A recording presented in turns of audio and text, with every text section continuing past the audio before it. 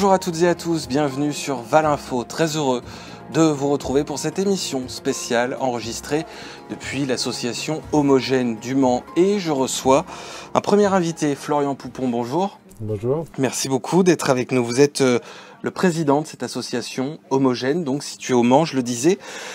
Pour celles et ceux qui nous écoutent, qui ne seraient pas forcément ou du département ou de la région, ou qui ne connaîtraient pas l'association Homogène, c'est quoi ?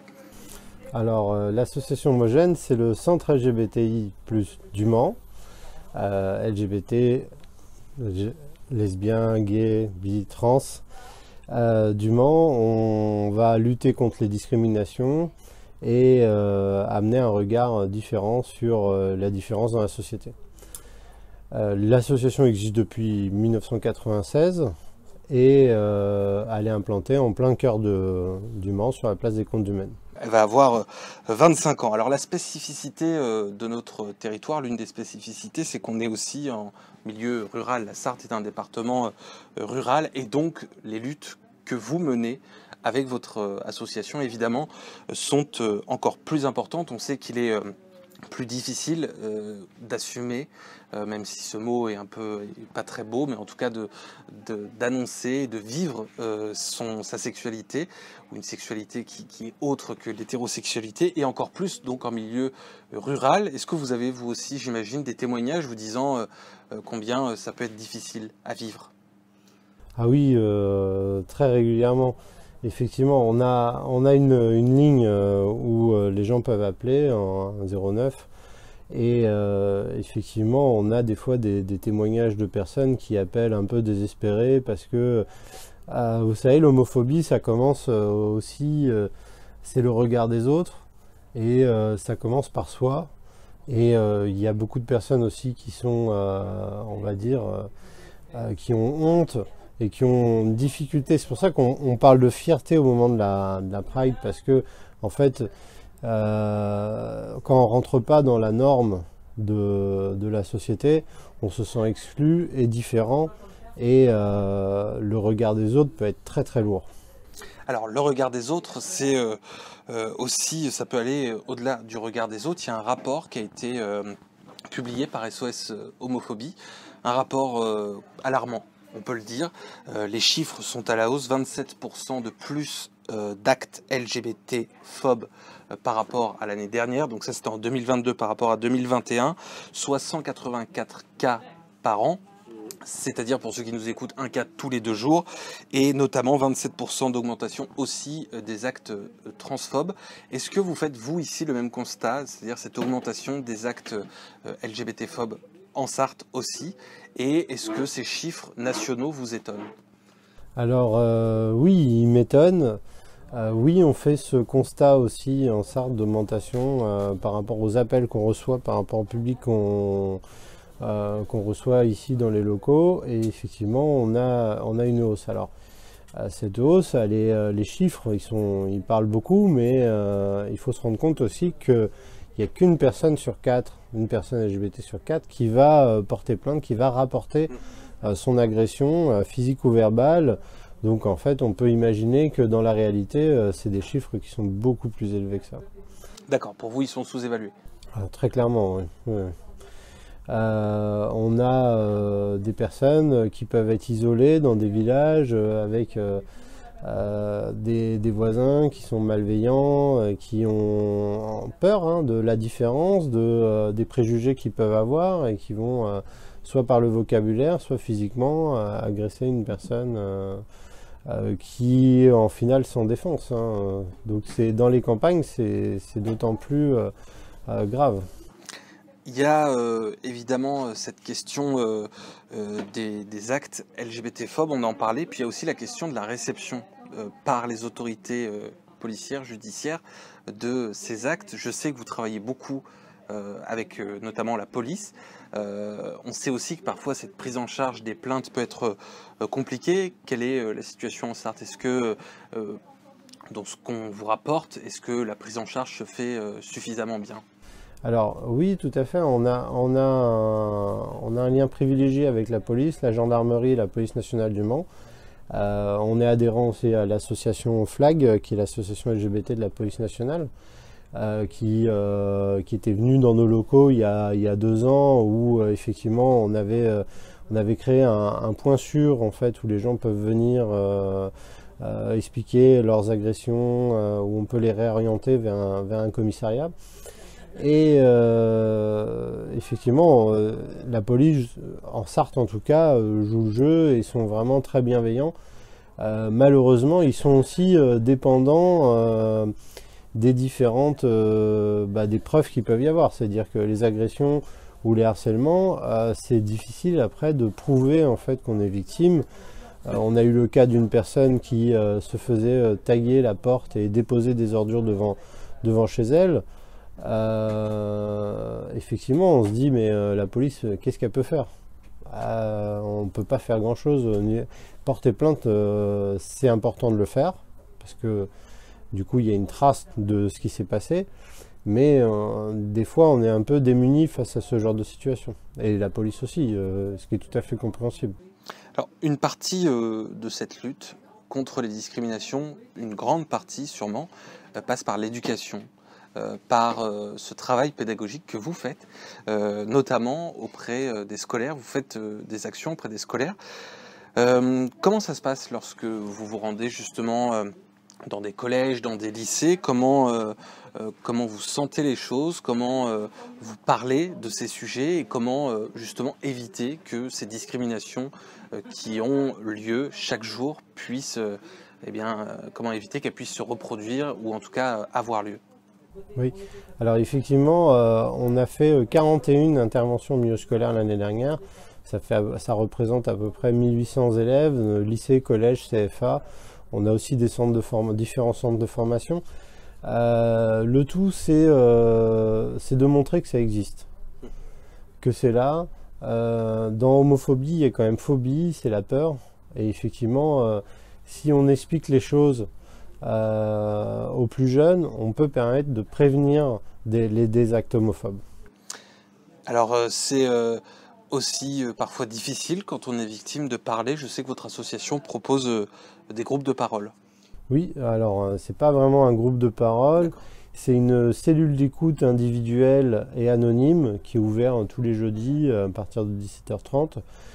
Ici, il y a des bénévoles qui sont formés en fait à l'écoute et qui vont permettre de recevoir un public divers, parce que en fait ça va être du questionnement, ça va être un besoin de parler parce que isolé. Alors, il faut bien se rendre compte qu'une personne, on va dire même un plus jeune, qui d'un coup se dit bah oui effectivement je suis attiré par les garçons depuis toujours, je m'en rends compte mais je me le cachais un peu, il va se retrouver d'un coup dans un moment de solitude parce que c'est pas ce que vivent ses camarades de classe.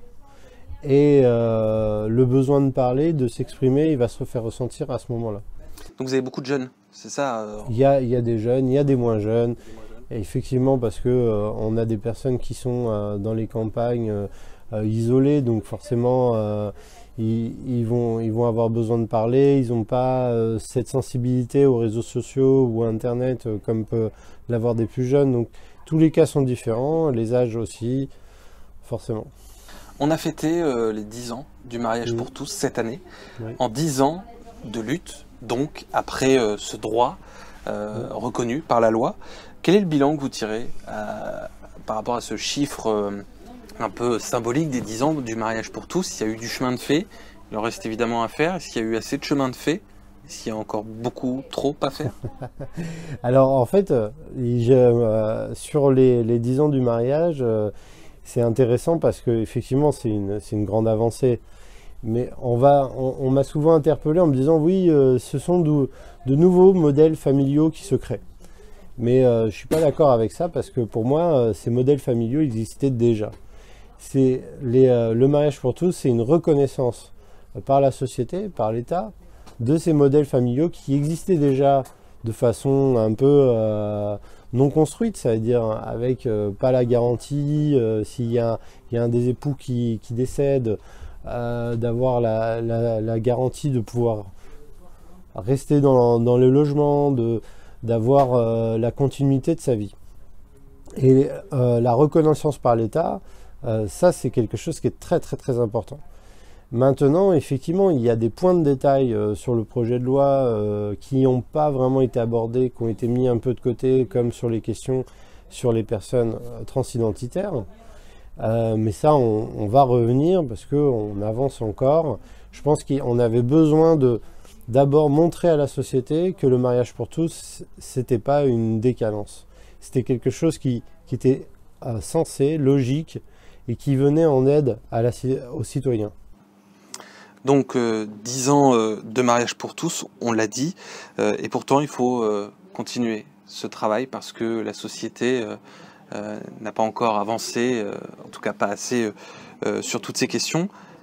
Comment vous voyez le futur par rapport à cette lutte que vous menez depuis de nombreuses années, on l'a dit, comment vous voyez le futur, les nouvelles générations que vous rencontrez régulièrement?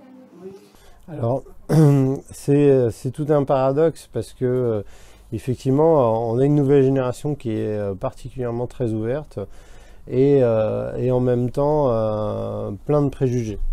Hein, parce que effectivement, quand on est dans l'adolescence, on est dans la construction de sa vie et c'est très facile de suivre un chemin ou un autre et de se faire influencer.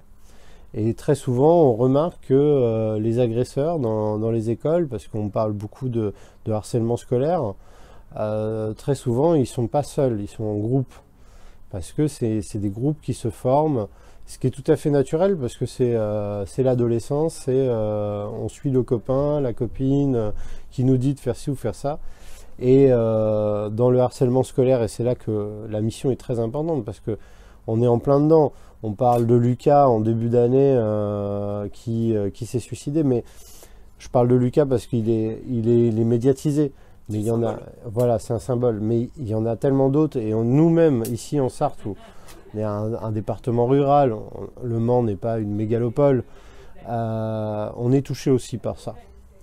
Le harcèlement, ça nous touche tous les jours. Et on voit les jeunes autour de nous victimes de harcèlement. Donc d'un côté, on se dit effectivement les jeunes sont plus libérés, et de l'autre côté, on a cette augmentation du harcèlement scolaire qui est là et qui est présent, qui est omniprésente même. Et ça nous fait beaucoup réfléchir pour l'avenir, effectivement. Une dernière question, cette émission va être diffusée quelques jours avant la Pride, qui sera donc le 1er juillet, ici au Mans. Vous êtes en train de la préparer dans le centre où on se trouve actuellement. Pour celles et ceux qui nous écoutent, et se donner un aperçu, comment on prépare? Comment vous préparez? Depuis combien de temps? Qu'est-ce que vous préparez? C'est une année. Hein, je sais que c'est un gros chantier. C'est une année de... Alors on a des événements toute l'année, hein, entre les interventions mieux-scolaires, entre la cellule d'écoute, entre les interventions dans les ciné-débats.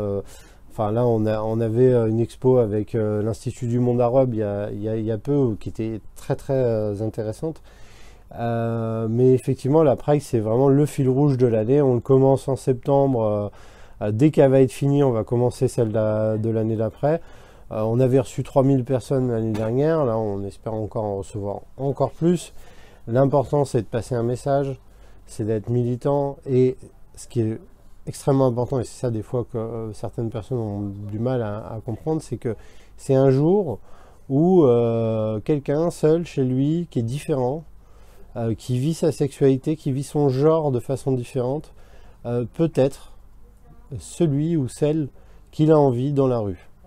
Et ça, pendant une journée, ça vaut tout l'or du monde. Parce que ça n'a pas de prix.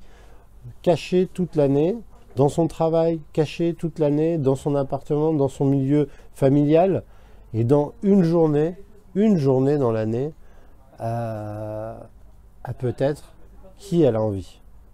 Et ça, c'est beau. En tout cas, c'est beau quand vous le dites aussi. Effectivement, merci beaucoup Florian Poupon d'avoir été avec nous. J'incite toutes les personnes qui nous écoutent et qui nous regardent surtout à se rendre sur vos réseaux sociaux qui vont s'afficher actuellement, magie de la télévision. Ils vont s'afficher juste ici. N'hésitez pas donc évidemment à vous renseigner sur cette association. N'hésitez pas à demander de l'aide si vous avez besoin d'aide, c'est très important. On peut vous contacter aussi. Oui, tout à fait, par téléphone, par Facebook, Instagram, Twitter, sur le site internet aussi. Eh ben on va afficher tout ça. Merci beaucoup Florian Poupon d'avoir été avec nous. On poursuit cette émission spéciale depuis l'association, depuis les locaux de l'association Homogène. Et on est avec Maëlle. Bonjour. Bonjour. Merci beaucoup d'être avec nous. Alors, on va parler avec toi de la partie militantisme, puisque c'est une partie importante. Depuis combien de temps, toi, tu milites dans cette association? Alors, j'ai rejoint, moi, Homogène, il y a à peu près 1 an maintenant. D'accord. Comment t'es venu l'envie de rejoindre l'association? Ça faisait déjà un moment que j'entendais parler d'une association, enfin d'un centre plutôt LGBT présent sur Le Mans. Et il fallait juste en fait que j'y aille. Après, ça s'est fait comme ça de fil en aiguille, j'ai envie de dire. Fallait sauter le pas, en C'est gros, ça. c'est un peu ça. C'est ça. Pourquoi c'est difficile de sauter le pas? Ça peut être difficile le fait que des gens qui nous connaissent nous voient rentrer, par exemple dans un lieu LGBT. Dans mon cas, à ce moment-là, j'étais en restauration et ça peut être assez mal vu d'être dans ces milieux-là. C'est des milieux qui sont quand même très discriminés. Ouais. Donc ça peut être assez problématique au niveau du travail. Toujours aujourd'hui? Oui, malheureusement. Toujours en 2023? Oui. Et dans ce que tu dis, dans ce qu'on entend, on a l'impression que tu avais honte? Un peu, ouais. Un peu. Tu avais honte par rapport au regard des autres, en fait. Oui, surtout. Principalement à cause de ça. Donc ça fait 1 an que tu milites. On l'a dit, difficile évidemment de sauter le pas. Qu'est-ce que tu fais dans l'association Homogène alors? Alors, quand j'ai rejoint, au début, je m'imprégnais juste de l'ambiance du lieu, on va dire. Je découvrais, je discutais, etc. Puis petit à petit, j'ai rejoint en fait le conseil d'administration et je suis devenu depuis leur secrétaire. Ok. Alors sans révéler le nom de la ville, tu habitais plutôt dans une grande ville ou plutôt à la campagne? Dans la basse campagne. Dans la basse campagne. Ouais. Donc, on parlait tout à l'heure avec Florian justement de la difficulté aussi de vivre sa sexualité, notamment à la campagne. Pour toi aussi, ça a été difficile, ça l'est toujours? Alors moins maintenant parce que du coup j'ai déménagé ici, donc c'est beaucoup plus simple et que je n'ai pas tout l'entourage que j'avais par le passé.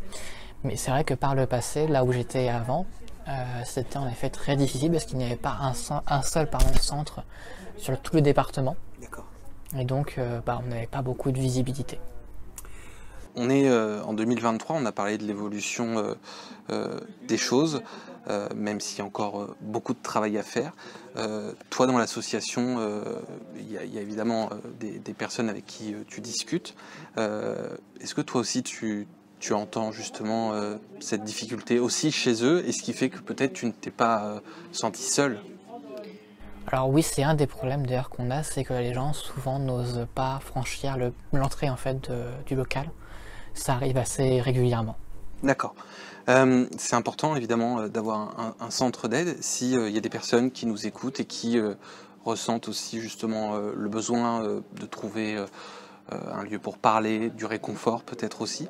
Quels seraient les conseils que tu leur donnerais, puisque on l'a dit, toi tu as fait beaucoup de chemin en fait depuis 1 an finalement, puisqu'il y a 1 an tu n'aurais pas osé passer la porte, et là aujourd'hui tu milites, donc il y a eu évidemment un gros chemin qui a été fait. Qu'est-ce que tu dirais aux personnes qui nous regardent et qui osent pas? N'ayez pas honte de qui vous êtes, franchissez la porte et on vous aidera. On vous aidera, c'est important. Ouais. Toi, tu as trouvé de l'aide ici? Ouais. C'est grâce en fait à Homogène que j'ai un centre, pas un centre, un cercle d'amitié plutôt. Sinon, je n'ai pas de vie sociale en dehors. D'accord. En dehors du centre, t'as pas de vie sociale? J'ai pas réussi à créer ça ici. D'accord. Et pas au Mans, c'est ça en gros? Quand tu dis pas ici, c'est pas au Mans? C'est ça. Pourquoi? Est-ce que t'as réussi à analyser pourquoi, ou pas forcément? J'ai jamais été quelqu'un de très social, quoi. D'accord, donc c'est pas propre au Mans ou propre, c'est simplement que t'as jamais... Ok, on l'a dit, il y a la Pride qui a lieu le 1er juillet, donc quelques jours avant la diffusion de cette émission. Et Florian nous disait, c'est le seul jour, en tout cas pour beaucoup, où on peut être soi-même. C'est vrai. Où on peut se promener dans la rue, peut-être au bras de son copain, de sa copine. C'est un jour aussi important pour toi? Moi, je trouve que c'est très important de réaliser cette marche. Ça nous rappelle d'où on vient et où on va aussi, parce qu'on a toujours des droits à obtenir aujourd'hui. Et c'est vrai que pour beaucoup de personnes, c'est la seule journée où ils peuvent se sentir bien, enfin être qui ils sont vraiment. Mais c'est vrai qu'il y a beaucoup de personnes qui, dans la rue, n'osent pas prendre la main de leurs copains, etc. C'est bien vrai. On parlait tout à l'heure de l'évolution de la société, il reste encore beaucoup à faire. Quel est le regard que tu as toi actuellement sur la société telle qu'elle est aujourd'hui? Est-ce que tu as de l'espoir pour les années à venir? Et tu parlais tout à l'heure de conquête de ces droits, parce que tout n'est pas encore acquis, il reste encore beaucoup de choses à acquérir. Quel regard tu as sur le futur? J'ai de l'espoir, surtout avec la nouvelle génération qui arrive, qui va, j'espère, donner un coup de peps. Ouais, parce qu'il y en a besoin. Ouais. Les générations qui arrivent, toi tu sens que les choses commencent à changer? Bah, je vois rien que les personnes qui ont 5-6 ans de moins que moi sont déjà beaucoup plus ouverts à la non-binarité, à la transidentité, et du coup ça donne de l'espoir.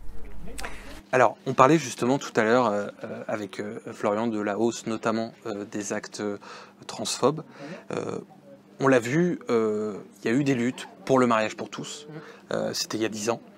Aujourd'hui, on a l'impression que ces luttes doivent aussi se concentrer, tu parlais de la transidentité, de la non-binarité, doivent aussi se concentrer là-dessus. Est-ce que tu penses que actuellement les politiques, de manière générale, sans citer de partis ou de personnes, comprennent déjà le sujet, parce que c'est déjà la base en fait, c'est déjà de le comprendre avant de pouvoir lutter pour ces droits, il faut déjà les comprendre. Est-ce que tu vois, tu sens cette compréhension ou non? Pas par tous. D'accord. Par une partie? Ouais. Du coup, je cite pas de nom ni de parti, mais... Non, bien sûr, mais bon, il y a une partie où toi, tu peux justement t'identifier peut-être à eux aussi. Oui, où on sent, comment Yael l'explique, on sent que c'est compris. En tout cas, on rappelle donc que la Pride, c'est le 1er juillet au Mans. N'hésitez pas évidemment à venir. On le disait tout à l'heure, vous allez retrouver en bas de votre écran les différents sites sur lesquels vous pouvez vous rendre. Vous pouvez suivre l'association Homogène, bien sûr. Merci beaucoup Maëlle d'avoir parlé avec nous. C'est courageux d'oser s'exprimer. Non, mais tu le vis aussi comme ça? Est-ce que toi tu le sens aussi comme une preuve de courage, peut-être, d'oser parler devant tout le monde? Bon, en tout cas, moi c'est ce que je pense aussi. Merci. Voilà. Merci beaucoup d'avoir été avec nous. Merci à vous de nous avoir suivis. À très vite sur Valinfo.